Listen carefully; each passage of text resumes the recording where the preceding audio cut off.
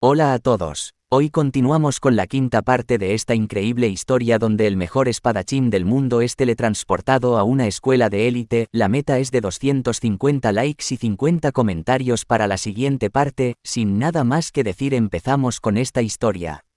Chloe notó que Geom estaba distraído y, preocupada, le preguntó si algo andaba mal. Él rápidamente se disculpó, recordando que el sistema solo era visible para él y que debía haber parecido desconcentrado. Decidido a enfocarse, le propuso que comenzaran el entrenamiento. Chloe aceptó, pero su fuerte aura lo puso inmediatamente en alerta. Cuando Chloe realizó el primer movimiento, su velocidad lo dejó atónito. Su espada casi impacta directamente en su cabeza, pero Geom logró esquivarla por un margen muy estrecho. En ese momento se dio cuenta de que Chloe no estaba bromeando ni siendo suave con él, a pesar de su solicitud. Geom intentó contraatacar con fuerza, pero sus movimientos eran torpes en comparación. Cada golpe de Chloe parecía contener una precisión y potencia implacables. En uno de los impactos, la fuerza de su ataque hizo que la espada de madera de Geom comenzara a agrietarse. Mientras trataba de bloquear y retroceder para ganar espacio, Geom quedó impresionado por la velocidad y fuerza de Chloe. Cada vez que intentaba anticiparse, ella parecía moverse aún más rápido, obligándolo a mantenerse a la defensiva. Aunque logró bloquear algunos golpes, se dio cuenta de que Chloe apenas estaba conteniendo su poder. Geom sabía que el enfrentamiento no iba a terminar bien si continuaba así, pero también entendía que este tipo de entrenamiento extremo era exactamente lo que necesitaba para crecer. Detener cada uno de sus golpes era agotador. Sabía que si uno llegaba a impactarlo, aunque fuera una sola vez, podría ser fatal. Geom se estaba acercando a su límite, pero no logró encontrar una apertura para contraatacar. Finalmente, su espada de madera se partió por la mitad, y ambos la miraron fijamente. Chloe, en estado de shock, tartamudeó una disculpa, explicando que había intentado contenerse lo más posible, pero terminó rompiéndola. Lo llamó, pero él no respondió. Entonces, se congeló de horror al verlo emitiendo una aura poderosa. El sistema le mostró que se había cumplido la condición del arma, pero también le advirtió que ésta había sido dañada y que se había producido un error. Además, indicaba que una fuerza supresora estaba ajustando la personalidad del usuario, y que su nivel de humanidad estaba disminuyendo rápidamente. Geom fue transportado mentalmente a un espacio extraño donde se encontró parado en la cocina de su vida pasada.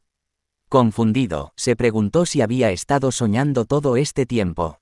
Recordó haber estado limpiando pescado, así que decidió volver al trabajo. Varios cuchillos estaban sobre la mesa frente a él. Primero decidió probar el cuchillo chino, ya que hacía tiempo que no lo usaba, pero no pudo levantarlo. Entonces, una voz le dijo, «Ese no es el indicado». Perplejo, Geom se preguntó qué significaba aquello. Intentó tomar otro cuchillo, pero tampoco pudo levantarlo. La voz repitió, «Ese tampoco es el indicado». Intrigado y cada vez más desconcertado, preguntó en voz alta quién estaba hablando, pero la voz simplemente le aseguró que no se preocupara y que continuaría con lo que estaba haciendo. Finalmente, solo quedaba el cuchillo de sashimi. La voz lo instó a sostenerlo. Geom dudó, recordando que sosteniendo ese cuchillo le dolía. Pero la voz respondió, «Todavía es cierto». Finalmente, reconoció el cuchillo de sashimi y, para su sorpresa, no sintió dolor. De hecho, se sintió renovado al sostener su cuchillo favorito. La voz afirmó, «Esta es la elección correcta. Deja de lado todo lo demás». Geom aceptó y declaró que ese día daría lo mejor de sí mismo, sin saber que estaba siendo controlado. En el campo de entrenamiento, Chloe notó que algo andaba mal. Llamó su nombre y le preguntó si estaba bien, pero Geom no respondió. Sus ojos vacíos la miraron fijamente antes de que corriera hacia ella a gran velocidad, cortándola con su palo de madera roto.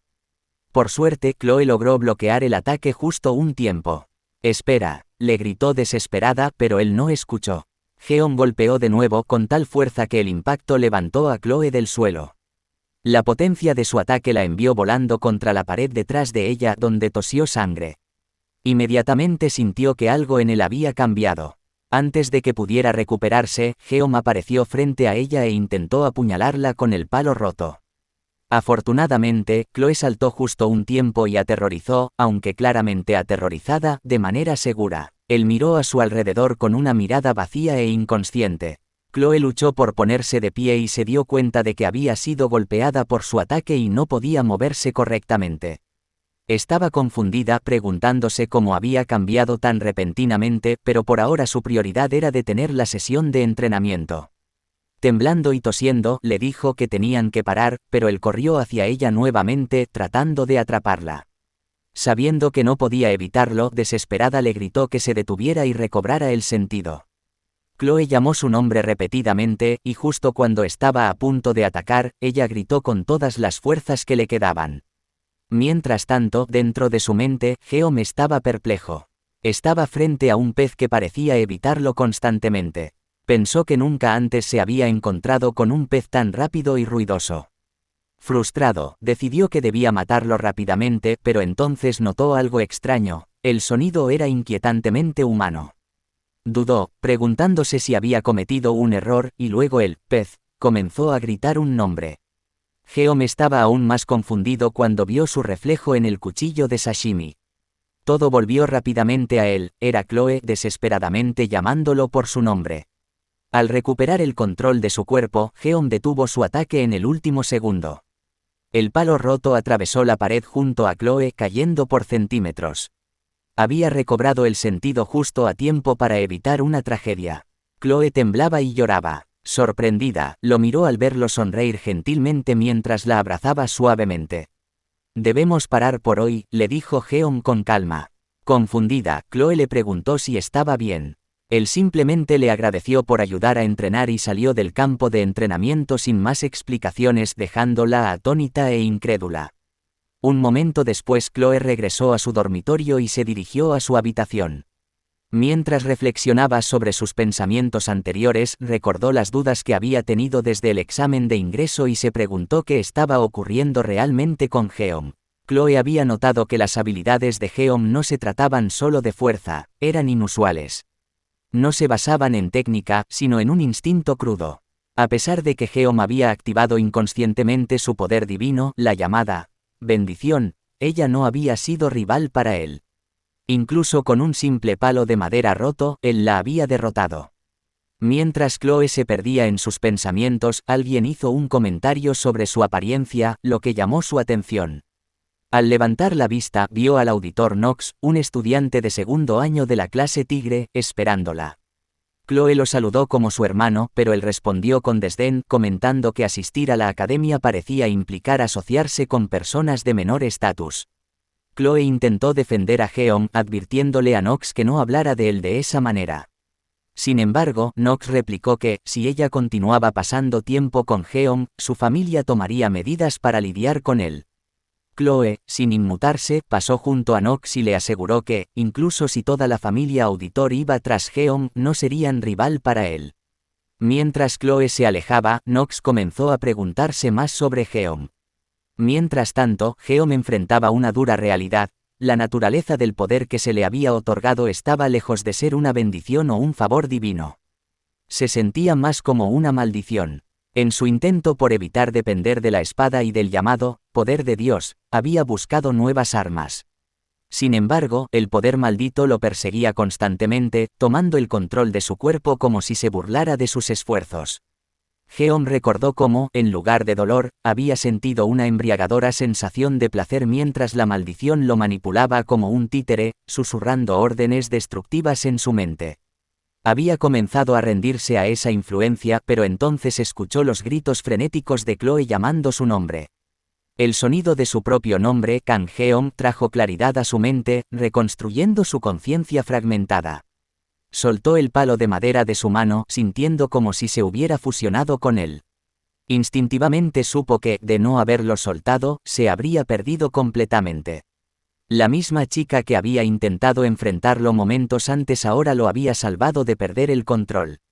Aunque al principio se sintió irritado porque Chloe rompió la espada, Geom terminó sintiéndose extrañamente agradecido. Geom se preguntaba por qué no le había dado mayor importancia al incidente.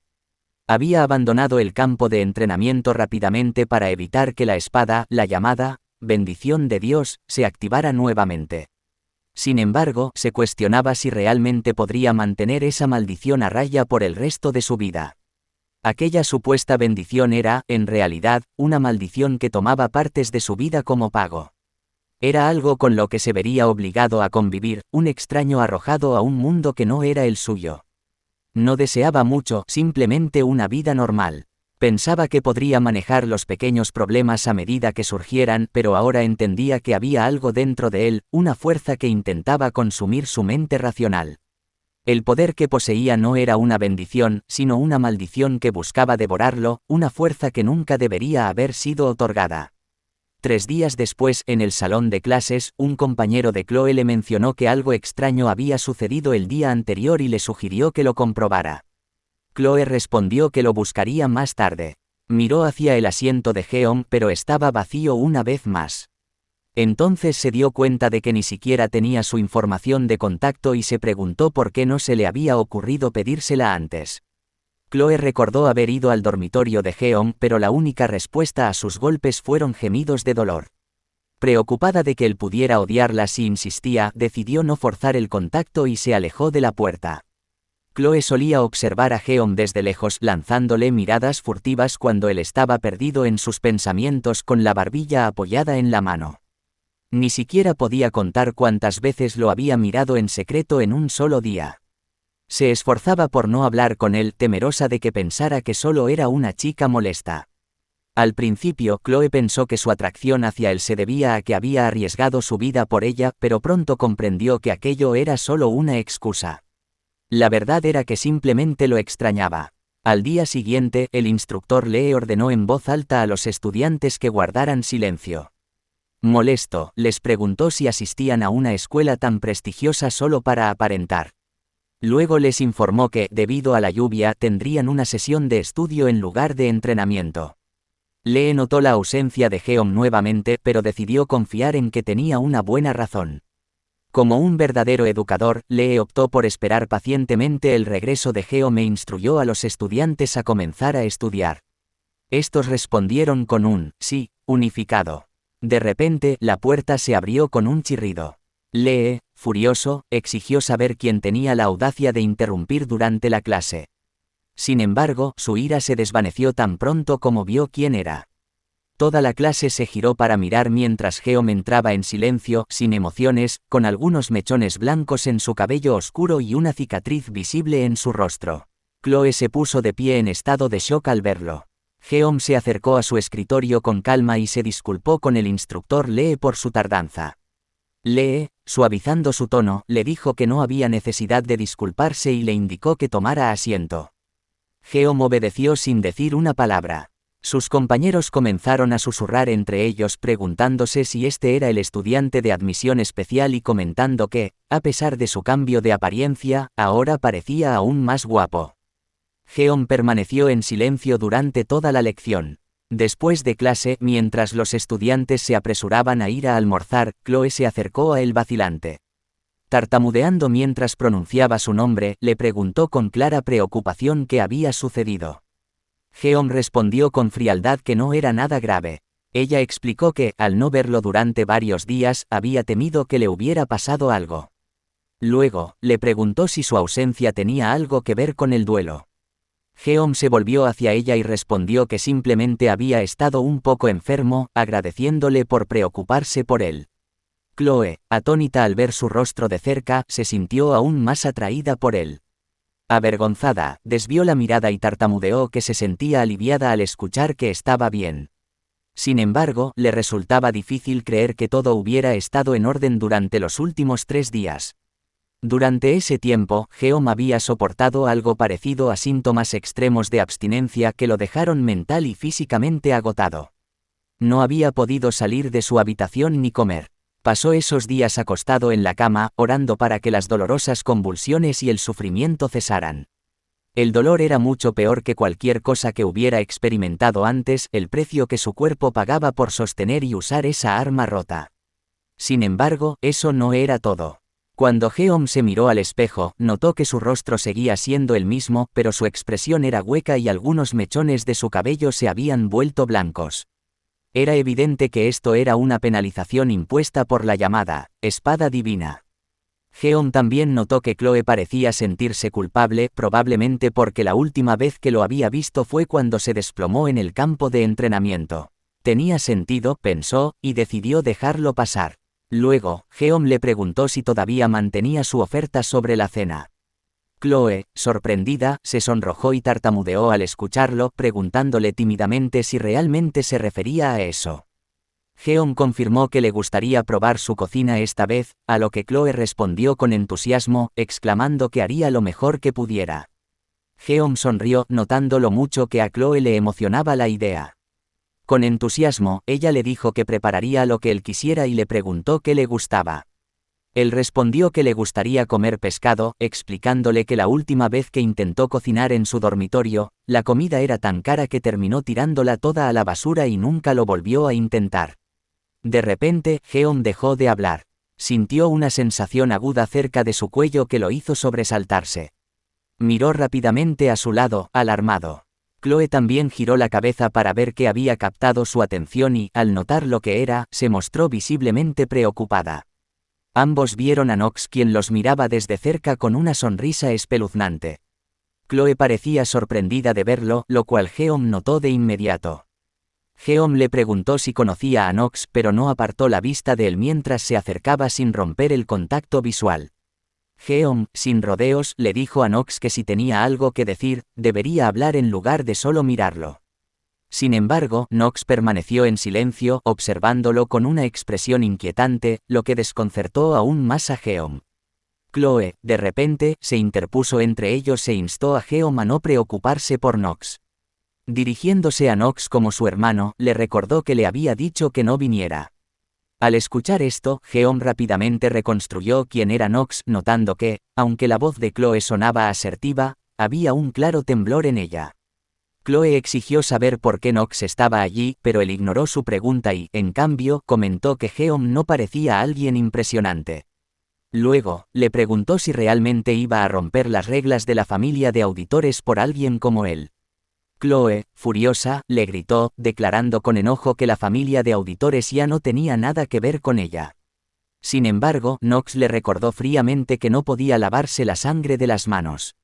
Le dijo que, una vez que alguien nacía como auditor, siempre sería un auditor. Notando cómo el desafío de Chloe la hacía sonar como una rebelde, mientras que el tono de Nox era tan dramático como el de un personaje de una obra histórica, Jeon no pudo evitar pensar que ambos podrían bajar el tono un poco.